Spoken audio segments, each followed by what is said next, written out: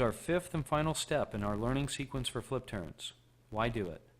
In steps 2 through 4 of our flip turn sequence, we've asked you to flip straight over and push off on your back. Pushing off on your back is a great way to learn the basics of the flip turn, but eventually you'll need to get onto your side so that you can start swimming freestyle. In step 5, you'll learn how to do that. How to do it. Before we start the learning sequence for step 5, let's look at where we're headed. Watch how this swimmer flips straight over to get a fast, clean somersault. But notice that as her feet hit the wall, they're slightly angled. When she drives off the wall, this foot position will help her get angled onto her side, and this sets her up for the kicks that will take her into the breakout. Before we get to this week's how-to instruction, let's watch one more thing about this swimmer, her eyes. As her legs come over, her eyes look for the knees. She almost touches nose to knees as her feet hit the wall. This keeps her head right between her shoulders and sets her up for a super tight streamline. Okay, here's how to do it. Before you try the actual flip turn with a torque at the end, take a minute to figure out where you want your feet to land on the wall. Start by hanging onto the wall with one hand. Place your feet on the wall with toes pointed toward 10 o'clock or 11 o'clock rather than straight up. Take a moment to memorize how this foot position feels, then sink down and do a drop push. Push off not on your back, but just slightly on your side. If you're more comfortable on the other side, your toes would be pointed at the 1 o'clock or 2 o'clock rather than 10 o'clock.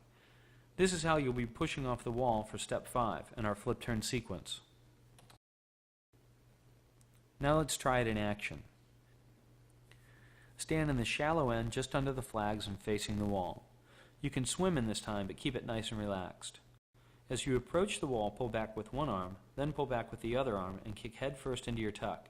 Go straight over, but this time, just as your feet hit the wall, the feet turn slightly so that when they land on the wall, the toes are pointed toward 11 o'clock or 1 o'clock, rather than straight up.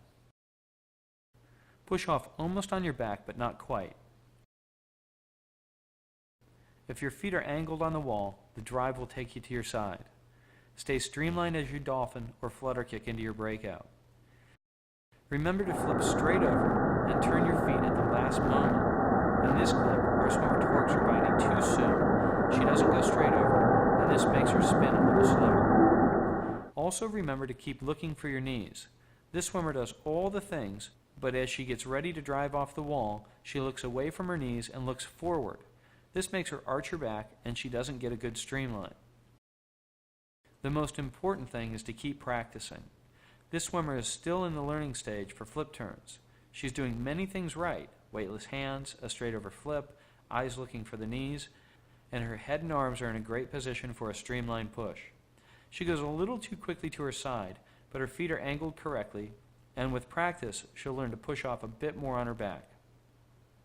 We hope you've enjoyed this series. Once you have the basics, remember that it's up to you to add dozens and hundreds of practice turns that will make you faster.